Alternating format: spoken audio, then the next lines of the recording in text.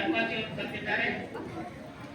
ನಾನು ಹೆಚ್ಚಿಗೆ ಮಾತಾಡಲಿಕ್ಕೆ ಆಗಲ್ಲ, ಯಾಕಂದ್ರೆ ನನಗೆ ಮಾತಾಡನೇ ಅಭ್ಯಾಸ ಇಲ್ಲ. ಇವತ್ತು ಯಾವ ರೀತಿ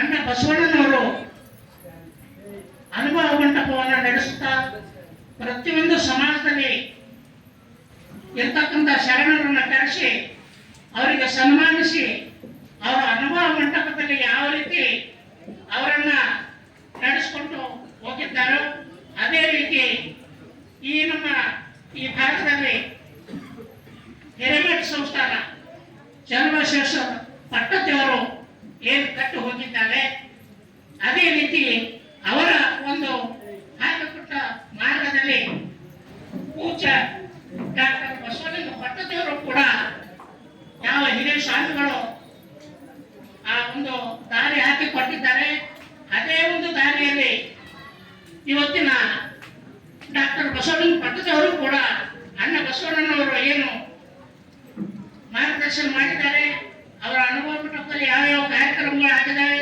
ಎಂತೆಂಥ ಶರಣರನ್ನು ಕರೆಸಿ ಅವರಿಗೆ ಸನ್ಮಾನಿಸಿ ಎಲ್ಲ ಸಮಾಜದ ಶರಣರನ್ನ ತೆಗೆದುಕೊಂಡು ಹೋಗಿದ್ದಾರೋ ಅದೇ ರೀತಿ ಇವತ್ತು ನಮ್ಮ ಹಿರೇಮಠ ಸಂಸ್ಥಾನದಲ್ಲಿ ಈ ಒಂದು ಕೊನೆಯ ಭಾಗದಲ್ಲಿ, ಈ ಕರ್ನಾಟಕದ ಕೊನೆಯ ಭಾಗದಲ್ಲಿ ಪೂಜ್ಯ ಅಪ್ಪಾಜಿಯವರು ಕನ್ನಡವನ್ನು ಉಳಿಸಿ ಬೆಳೆಸಿ ಇವತ್ತು ನಮಗೆಲ್ಲರೂ ಮಾತಾಡಲಿಕ್ಕೆ ಕಲಿಸಿದ್ದಾರೆ, ಕನ್ನಡವನ್ನು ಉಳಿಸಿದ್ದಾರೆ, ಕನ್ನಡ ಅಭಿಮಾನ ನಮಗೆ ಕೊಟ್ಟಿದ್ದಾರೆ.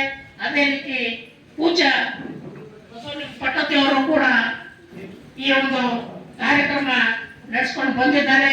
ಅದೇ ಒಂದು ಕಾರ್ಯಕ್ರಮ ಹೀಗೆ ಇರ್ತಕ್ಕಂಥ ಪೂಜ್ಯ ಗುರುಬಸವ ಪಟ್ಟದೇವರಿಗೆ ಅವರು ವಹಿಸಿಕೊಟ್ಟಂತ ಒಂದು ಕಾರ್ಯಕ್ರಮ ಇವತ್ತು ಅವರು ಕೂಡ ಅದೇ ಮಾರ್ಗದಲ್ಲಿ ಬಸವಣ್ಣನವರು ಹಾಕಿಕೊಟ್ಟಂತ ಮಾರ್ಗದಲ್ಲಿ ದೊಡ್ಡಪ್ಪಾಜಿ ಅವರ ಹಾಕಿಕೊಟ್ಟಂತ ಮಾರ್ಗದಲ್ಲಿ ಪೂಜ್ಯ ಬಸವಲಿಂಗ ಪಟ್ಟದೇವರು ಕೂಡ ಅದೇ ರೀತಿ ಇವಾಗ ಗುರುಬಸವ ಪಟ್ಟದೇವರು ಕೂಡ ಈ ಒಂದು ಹಿರೇಮಠ ಸಂಸ್ಥಾನದ ಒಂದು ಕಾರ್ಯಕ್ರಮಗಳನ್ನ ನಡೆಸ್ತಾ ಬರ್ತಾ ಇದ್ದಾರೆ.